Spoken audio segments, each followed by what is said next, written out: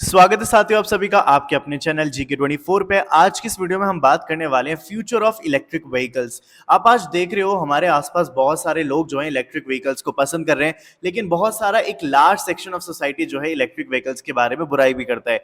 तो आखिर इंडिया के पर्सपेक्टिव से क्या स्थिति है इलेक्ट्रिक व्हीकल्स की, उन सभी के बारे में जानेंगे। कहाँ तक हम जो है इसको रेडी हैं इसको एक्सेप्ट करने के लिए इलेक्ट्रिक व्हीकल्स को, और क्या इसका फ्यूचर होने वाला है, इन सभी चीजों पर बहुत ही डिटेल में चर्चा करेंगे। चलिए शुरुआत करते हैं। तो चलिए दोस्तों एक बार जान लेते हैं कि इलेक्ट्रिक व्हीकल्स होते क्या है। वैसे तो आप सभी को पता होगा, लेकिन एक बार डेफिनेशन फॉर्म में देख लेते हैं। तो देखो, इलेक्ट्रिक व्हीकल्स क्या होते हैं, एक टाइप ऑफ व्हीकल होता है जिसके अंदर एक या एक से ज्यादा इलेक्ट्रिक मोटर लगी होती है प्रोपल्शन के लिए। तो अभी instead of traditional internal combustion engine, यहाँ पे क्या होता था, पहले गैसोलीन या फिर डीजल के ऊपर चलता था, लेकिन अब इसको रिप्लेस करके यहाँ पे क्या होती है, बैटरी होती है। ठीक है, लिथियम बैटरी, जिसके ऊपर जो है पूरा ये व्हीकल बेस्ड होता है।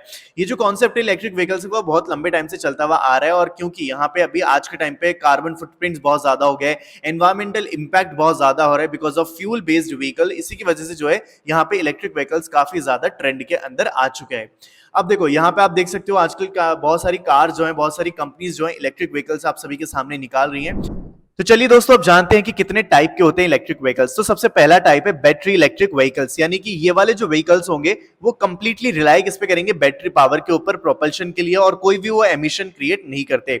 दूसरा टाइप आता है plug in hybrid electric vehicles, जिसको PHEV बोला जाता है, जिसमें क्या होता है, कंबाइन होती है एक इलेक्ट्रिक मोटर जो गैसोलीन इंजन पे काम करती है, और यहाँ पे क्या होता है, इसको चार्ज भी किया जा सकता है externally and run on a battery power for a limited range and then switch to a gasoline engine for a longer journey. यानी कि एक ऐसा व्हीकल जिसके अंदर क्या होगा कि आप अपनी कन्वीनियंस के हिसाब से चेंज कर सकते हो। अगर आपको लॉन्ग डिस्टेंस ट्रेवल करनी है तो आप गैसोलीन पे चेंज कर सकते हो, और अगर आपको शॉर्ट डिस्टेंस पे जाना है तो आप क्या कर सकते हो, उसको यहाँ पे बैटरी पावर जो होता है उसके ऊपर चेंज कर सकते हो। ठीक है, और तीसरा आता है यहाँ पे हाइब्रिड इलेक्ट्रिक व्हीकल्स, ठीक है, जिसको HEV बोला जाता है, जिसमें क्या होता है कि जो इलेक्ट्रिक मोटर और गैसोलीन इंजन दोनों को यूज करता है, but the battery can not be charge directly by plugging in, यानी कि इसके अंदर बैटरी जो है प्लग इन से चार्ज नहीं होती। The battery is charge by gasoline engine और थ्रू द रीजनरेटिव ब्रेकिंग। ठीक है, यहाँ पे क्या होता है कि गैसोलीन से चार्ज होगी या फिर रीजनरेटिव ब्रेकिंग के थ्रू ही जो है ये चार्ज हो सकती है। इसको कहते हैं हाइब्रिड इलेक्ट्रिक व्हीकल्स। तो खैर ये तीन टाइप थे, जिसको अभी अभी आपने देखा कि कितने टाइप के मार्केट में आज की डेट में हमारे इलेक्ट्रिक व्हीकल्स अवेलेबल है। Benefits of electric vehicle. सबसे पहला है रिड्यूस एमिशन। आप सभी को बताया कि अगर बैटरी के ऊपर चल रहा है तो कोई भी वो एमिशन यहाँ पे क्रिएट नहीं करेगा, जिससे कि क्लीन एयर रहेगी, लोगों की हेल्थ भी अच्छी रहेगी। दूसरा बेनिफिट है यहाँ पे लोअर ऑपरेटिंग कॉस्ट। आप सभी को पता है इलेक्ट्रिसिटी जो है वो थोड़ी सी चीपर है एज कंपेयर टू गैसोलीन, तो यहाँ पे जो पर कॉस्ट जो फ्यूल आता है, पर किलोमीटर फ्यूल, उसकी कॉस्ट जो है वो थोड़ी कम आ सकती है। नेक्स्ट है क्वाइटर ऑपरेशन, यानी कि इलेक्ट्रिक मोटर जो है वो थोड़ी सी लेस नॉइस जो है जनरेट करती है कंपेयर टू गैसोलीन इंजन। जो गैसोलीन इंजन होते हैं वो बहुत ज्यादा नॉइस क्रिएट करते हैं, तो यहाँ पे वो भी चीज आपको फायदा देगी। चौथा है इंप्रूव्ड एफिशिएंसी। इलेक्ट्रिक मोटर्स जो है वो हाई परसेंटेज ऑफ एनर्जी को जो है कन्वर्ट करती है into usable power compare to gasoline engine, तो ये भी एक चीज है।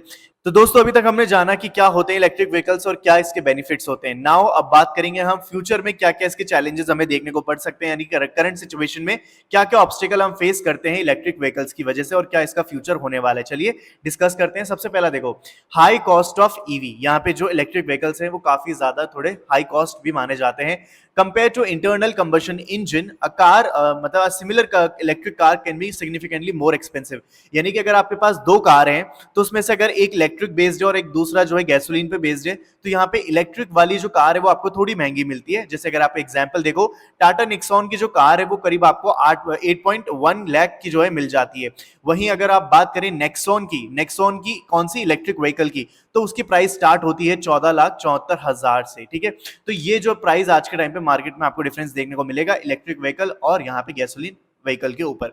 दूसरा है यहाँ पे लिमिटेड चार्जिंग इंफ्रास्ट्रक्चर। आपको पता है कि भारत के अंदर बहुत ही कम चार्जिंग इंफ्रास्ट्रक्चर अभी तक बनाए गए हैं इलेक्ट्रिक व्हीकल्स के लिए। इसी वजह से जो है लोगों को थोड़ी चिंता होने लगती है, अगर वो दूर वाली डिस्टेंस पे जाके ट्रैवल करते हैं तो उनको हमेशा से चिंता लगी रहती है कि चार्जिंग स्टेशन हमें कहाँ पे मिलेगा। ठीक है, तो इसकी वजह से थोड़ी सी एंजाइटी जो है यहाँ पे यूजर्स के अंदर बनी रहती है।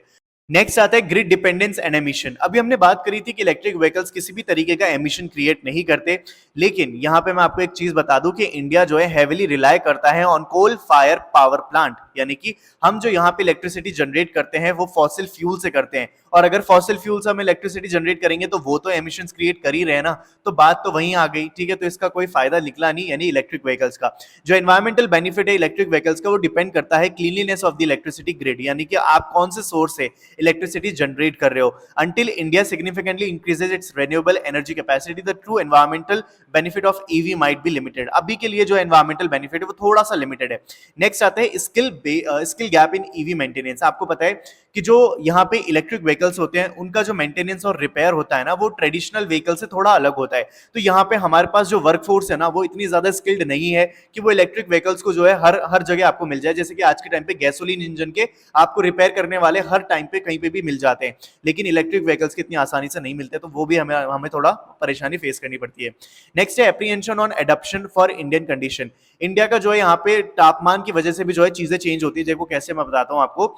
यहाँ पे एक रिपोर्ट में ये पता चला कि इंडिया के एक्सट्रीम टेम्परेचर जो है, जैसे कि अगर समर की बात करें तो 40 डिग्री सेल्सियस तक आराम से पहुंच जाता है, और इनफैक्ट इस बार तो 50 डिग्री तक भी पहुंच चुका है कई एरियाज के अंदर। तो यहाँ पे इसकी वजह से क्या होता है कि इसकी जो परफॉर्मेंस है ना इलेक्ट्रिक व्हीकल्स की वो सिग्निफिकेंटली रिड्यूस हो जाती है।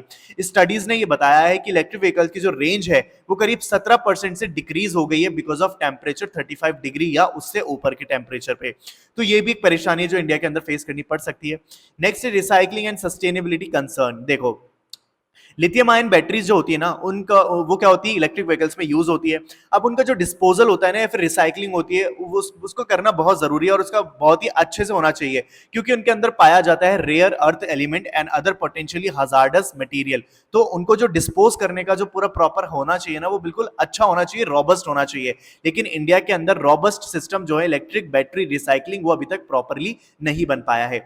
नेक्स्ट आता है रेंज एंजाइटी। यहाँ यानी कि अगर सपोज कोई यहाँ पे इलेक्ट्रिक व्हीकल्स को लेके थोड़ा लंबा डिस्टेंस पे ट्रैवल कर रहा है, अगर उसकी बैटरी खत्म होने वाली है तो हमेशा उसको यही चिंता सताती है कंज्यूमर को कि अभी उसको नेक्स्ट स्टेशन कहाँ पे मिलने वाला है। ठीक है, तो लॉन्ग जर्नी के लिए हमेशा इलेक्ट्रिक व्हीकल्स को लोग अवॉइड ही करते हैं, ये आसपास की जर्नी के लिए थोड़ा सही रहता है। Although the range of EV has been improving, यानी कि जो गाड़ी के अंदर जो रेंज दे रहे हैं लोग काफी अच्छे से इंप्रूव कर रहे हैं। It remains a concern for consumer specially in a country with vast distance like India and continuously improve the highway infrastructure. यानी कि हमारे इंडिया के अंदर क्या हो रहा है, लगातार हाईवे बनते जा रहे हैं, लंबी लंबी डिस्टेंस होती जा रही है, तो इस वजह से जो है चिंता में थोड़े लोग रहते हैं इसके यूजर्स। तो ये थी हमारी सारी चिंताएं जो क्या होती है इलेक्ट्रिक व्हीकल्स की वजह से थोड़ा सा लोगों को फेस करनी पड़ती है।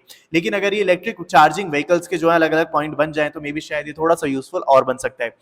तो चलिए दोस्तों अब बात करते हैं कि क्या मेजर्स अपनाने चाहिए जिससे कि हम इलेक्ट्रिक व्हीकल्स को अडॉप्ट कर सके इंडिया के अंदर। देखो सबसे पहला है battery lease to own program. आप सभी को पता है कि भारत के अंदर मिडिल क्लास लोग बहुत सारे हैं। अब जो इलेक्ट्रिक व्हीकल है ना इसके अंदर सबसे महंगा कंपोनेंट होता है उसका बैटरी। लेकिन अगर मान ली एक बार बैटरी खरीद लिया लेकिन उसके अंदर कोई अपडेशन आया तो लोग जो है यहाँ पे मिडिल क्लास लोग वो दोबारा बैटरी तो नहीं खरीदेंगे। तो ऐसे में सबसे अच्छा उनका फायदा ये होता है कि वो लीज पर बैटरी ले लें। तो सपोज अगर कोई गवर्नमेंट की ऐसी स्कीम हुई जहां पे गवर्नमेंट ने बोला कि जो बायर है वो क्या करें कि एक चेसिस खरीद लें, यानी कि एक बॉडी खरीद लें, आप व्हीकल की बॉडी खरीद लो और जो बैटरी है आप उसको लीज पर ले लेना। अब इससे होगा क्या, मान लो कि कभी आने वाले फ्यूचर में टेक्नोलॉजी इंप्रूव होगी, क्योंकि अभी तो ये आई है ना इलेक्ट्रिक व्हीकल्स की टेक्नोलॉजी, आने वाले टाइम में और ज्यादा इंप्रूव होगी। और अगर ऐसा होता है तो जो लीज पे ली गई बैटरी है उसको अपग्रेड किया जा सकता है। ठीक है, और अगर न्यूअर मॉडल्स आते हैं तो उसकी भी क्या होगी कि रिड्यूस कॉस्ट होगी। तो इस तरीके से जो है बैटरी बायर्स को जो है वो बहुत ज्यादा फायदा होने वाला है, क्योंकि मान लो at the end of the lease term यानी कि लीज टर्म खत्म होते ही यूजर के पास ये ऑप्शन होगा कि या तो वो उस बैटरी को खरीद सकते हैं या फिर रिटर्न कर दे रिसाइकलिंग के लिए। तो इससे क्या होगा कि रिड्यूस हो जाएगी इनिशियल इलेक्ट्रिक व्हीकल की कॉस्ट बाय 40%। तो ये भी एक चीज है जो चेंज किया जा सकता है in order to adopt the electric vehicles in India.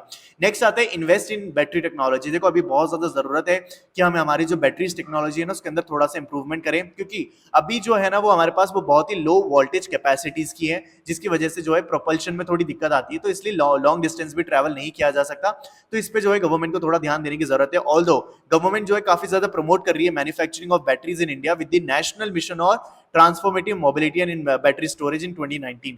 2019 से ही जो है हमने एक स्कीम शुरू कर दी थी जिसके तहत बैटरी जो है भारत के अंदर यहाँ पे मैन्युफैक्चर भी की जा रही है। नेक्स्ट अब बात करते हैं इंक्रीज चार्ज डेंसिटी।